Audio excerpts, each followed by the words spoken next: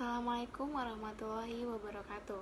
Perkenalkan, nama saya Fairuz Najla Sabila dari kelompok 3.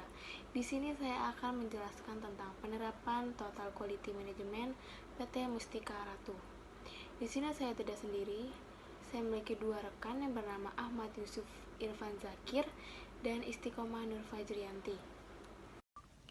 Pengertian TQM, Total Quality Management atau disingkat dengan TQM adalah suatu sistem manajemen kualitas yang berfokus pada pelanggan atau customer focus dengan melibatkan semua level karyawan dalam melakukan peningkatan atau perbaikan yang berkesinambungan atau secara terus-menerus. Total Quality Management atau TKM menggunakan strategi, data, dan komunikasi yang efektif untuk mengintegrasikan kedisiplinan kualitas ke dalam budaya dan kegiatan-kegiatan perusahaan. Pengertian TQM menurut para ahli. Yang pertama, menurut Nasution tahun 2005 nomor 22, Total Quality Management diartikan sebagai perpaduan semua fungsi manajemen, semua bagian dari suatu perusahaan, dan semua orang dalam falsafah holistik yang dibangun berdasarkan konsep kualitas, teamwork, produktivitas, dan kepuasan pelanggan. Menurut Ibrahim tahun 2000 nomor 22, dalam Siahan tahun 2007, dalam konteks falsafah, prinsip, konsep dasar, dan nilai-nilai inti TKM, maka dapat dipahami bahwa TKM adalah suatu manajemen yang membuat perencanaan dan mengambil keputusan, mengorganisir, memimpin, mengarahkan, mengolah, memanfaatkan seluruh modal peralatan dan material, teknologi, sistem informasi, energi, dan sumber daya manusia untuk membuat produk atau jasa berkualitas yang memenuhi kebutuhan dan kepuasan pasar konsumen terus-menerus untuk kelangsungan hidup perusahaan secara efisien, efektif, dan bertanggung jawab dengan partisipasi seluruh sumber daya manusia. Selanjutnya, manfaat TQM. Manfaat Total Quality Management untuk perusahaan. Yang pertama, perubahan kualitas produk ke arah lebih baik. Yang kedua, karyawan perusahaan lebih termotivasi sehingga perusahaan lebih maju. Yang ketiga, membantu terwujudnya kerja tim. Yang keempat, mempermudah komunikasi staf yang berbeda divisi. Yang kelima, bisa menurunkan biaya produksi. Yang keenam, meningkatkan produktivitas. Yang ketujuh, mengurangi produksi barang yang cacat. Selanjutnya, ada manfaat Total Quality Management untuk karyawan. Yang pertama, memperluas pemberdayaan karyawan. Yang kedua, membuat karyawan lebih terlatih dan memiliki skill baik.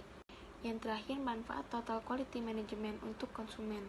Yang pertama, produk yang diterima lebih berkualitas. Yang kedua, pelanggan menjadi lebih merasa dipedulikan karena kebutuhan mereka dipenuhi oleh perusahaan. Yang ketiga, menjaga kepuasan pelanggan. Baik, terima kasih kepada Fairuz. Akan saya lanjutkan. Kebutuhan TQM. Yang pertama, fokus pada pelanggan. Pelanggan adalah pihak yang berpengaruh penting dalam menentukan kualitas produk ataupun jasa yang dihasilkan oleh perusahaan dalam rangka memenuhi kebutuhan ataupun tingkat kualitas yang diinginkannya. Apapun bentuk aktivitas yang dilakukan oleh suatu organisasi atau perusahaan, pada akhirnya harus pelanggan sendiri yang menentukan apakah seluruh usaha yang dilakukan tersebut mampu memberikan manfaat atau tidak. Yang kedua, keterlibatan karyawan secara keseluruhan. Karyawan adalah aset sekaligus sumber daya perusahaan yang paling penting dalam mencapai seluruh tujuan yang telah direncanakan. Untuk itu, peran aktif karyawan secara menyeluruh mampu mendukung perusahaan dalam melakukan peningkatan proses dan juga kualitas secara kontinu, untuk kemudian mampu melahirkan produk atau layanan terbaik untuk para pelanggannya. Dalam rangka pembentukan karyawan ini, maka dibutuhkan pelatihan dan peningkatan atas keterampilan karyawan dalam melaksanakan tugasnya. Yang ketiga, pemusatan perhatian pada proses. Bentuk perhatian pada peningkatan proses adalah fondasi paling dasar dalam sistem manajemen Total Quality Management. Dalam hal ini, proses adalah serangkaian langkah yang diawali dan penerimaan input dari pihak supplier dan mengubahnya menjadi output yang akan dikirimkan pada para pelanggannya. Yang keempat, sistem yang integrasi. Walaupun ada banyak sekali kemampuan dan ruang lingkup kerja pada suatu perusahaan yang membentuk departementalisasi secara horizontal ataupun vertikal, namun seluruhnya diperlukan suatu sistem yang terintegrasi secara baik agar visi, misi, strategi, kebijakan, dan tujuan perusahaan bisa disalurkan dengan baik dan jelas pada seluruh karyawan. Yang kelima, pendekatan strategi dan sistematik. Pendekatan strategi dan sistematik adalah salah satu bagian yang penting dalam total quality management dalam mencapai seluruh visi, misi, dan tujuan perusahaan. Biasanya proses ini disebut dengan perencanaan strategi atau manajemen strategi yang melakukan perumusan ataupun perencanaan strategi dalam mengintegrasikan seluruh konsep kualitas pada strategi perusahaan secara menyeluruh. Yang keenam, peningkatan secara kontinu. Peningkatan yang dilakukan secara kontinu akan mampu mendorong perusahaan dalam melakukan analisa dan melahirkan cara yang lebih efektif dalam mencapai tujuan perusahaan dan juga memenuhi harapan seluruh pihak yang berkaitan di dalamnya. Yang ketujuh, keputusan berdasarkan fakta. Untuk mendapatkan seluruh informasi terkait performa perusahaan, maka diperlukan data untuk mengukurnya. Sistem manajemen total quality management mengharuskan sistem perusahaan untuk mengumpulkan dan melakukan analisa data secara kontinu agar seluruh keputusan atau kebijakan yang diambil benar-benar tepat. Dengan menggunakan data, maka pihak perusahaan bisa menarik kesimpulan berdasarkan tingkat kejadian ataupun hasil sebelumnya. Yang kedelapan, komunikasi. Dalam kegiatan sehari-hari perusahaan, pasti akan mengalami adanya perubahan baik itu dalam hal strategi, kebijakan, jadwal, ataupun cara pelaksanaannya. Perubahan ini harus dibicarakan dengan baik pada seluruh karyawan yang berkepentingan. Komunikasi atau pembicaraan yang baik juga akan melahirkan semangat kerja dan motivasi karyawan dalam mencapai tujuan utama perusahaan. Selanjutnya, penerapan TQM. Yang pertama, quality planning atau perencanaan kualitas. Perencanaan kualitas adalah penetapan dan pengembangan tujuan dan kebutuhan untuk sebuah kualitas serta penerapan sistem kualitas yang telah ditetapkan sebelumnya. Perencanaan merupakan bagian dari sebuah manajemen strategi, sehingga arah dan tujuan organisasi dapat jelas dimengerti dan dipahami seluruh level organisasi dan dalam jangka panjang. Tujuan organisasi harus selalu mengarah pada quality first atau kualitas yang pertama. Yang kedua, quality control atau pengendalian kualitas. Teknik dan aktivitas operasional yang digunakan untuk memenuhi persyaratan kualitas.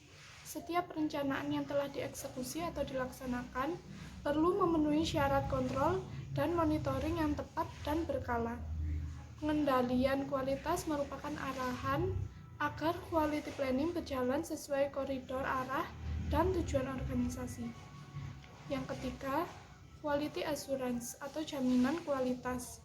Tindakan yang terencana dan sistematik yang diimplementasikan dan didemonstrasikan guna memberikan kepercayaan yang cukup bahwa produk dan jasa layanan akan memuaskan kebutuhan kualitas tertentu. Yang ketiga, quality assurance atau jaminan kualitas. Tindakan yang terencana dan sistematik yang diimplementasikan dan didemonstrasikan guna memberi kepercayaan yang cukup bahwa produk dan jasa layanan akan memuaskan kebutuhan kualitas tertentu. Dengan adanya sistematika pengendalian kualitas, maka output dan outcome organisasi Anda akan menjadi sebuah merek ternama yang terjamin mutu dan kualitasnya. Yang keempat, quality improvement atau peningkatan kualitas. Tindakan yang diambil guna meningkatkan nilai produk dan jasa untuk pelanggan sehingga peningkatan efektivitas dan efisiensi dari proses dan aktivitas melalui struktur organisasi dengan banyaknya inputan, masukan, kritikan, dan umpan balik atau feedback, maka akan memasuki tahapan berikutnya dari sebuah quality management, yaitu peningkatan atau quality improvement. Selanjutnya akan dilanjutkan oleh teman saya. Baik, terima kasih kepada Isti. Untuk selanjutnya, PT Mustika Ratu menerapkan prinsip dalam mendukung pencapaian tujuan perusahaan, yaitu yang pertama, fokus utama ada pada pelanggan atau bisa disebut customer focus. Untuk yang kedua, proses perbaikan dan peningkatan produk atau proses improvement. Untuk yang ketiga, keterlibatan seluruh karyawan dalam usaha untuk meningkatkan produk mutu atau bisa disebut total involvement. Selanjutnya, manfaat penerapan TQM di PT Mustika Ratu. PT Mustika Ratu mengalami peningkatan terutama di dalam hal mutu produk. Hal ini dapat dilihat pada meningkatnya tingkat kenaikan produksi dan menurunnya persentase produk cacat. Untuk yang kedua, melalui penerapan TQM, maka mutu produk yang dihasilkan akan selalu terjaga pada suatu standar tertentu. Hal ini dapat dilihat pada pengawasan mutu yang baik dalam pengendalian mutu yang dilaksanakan secara berkala. Dengan adanya dokumentasi di setiap kegiatan perusahaan, maka dapat dilakukan pengawasan dan jika terjadi kesalahan akan dengan cepat diatasi agar tidak mengganggu proses produksi. Untuk yang ketiga, dengan penerapan TQM ini dapat menekan biaya produksi dan berkurangnya produk cacat sehingga biaya pengerjaan ulang dapat ditekan. Untuk yang terakhir, manfaat tidak langsung adalah dapat meningkatkan motivasi karyawan PT Mustika Ratu. Hal ini disebabkan karena para karyawan dilibatkan secara langsung dalam pengambilan keputusan untuk kemajuan perusahaan. Dengan terciptanya suasana kerja yang baik, maka kinerja perusahaan akan berjalan dengan baik pula. Ya, sekian dari kelompok kami. Jika ada kurang lebihnya mohon maaf. Wabillahi taufiq wal hidayah. Wassalamualaikum warahmatullahi wabarakatuh.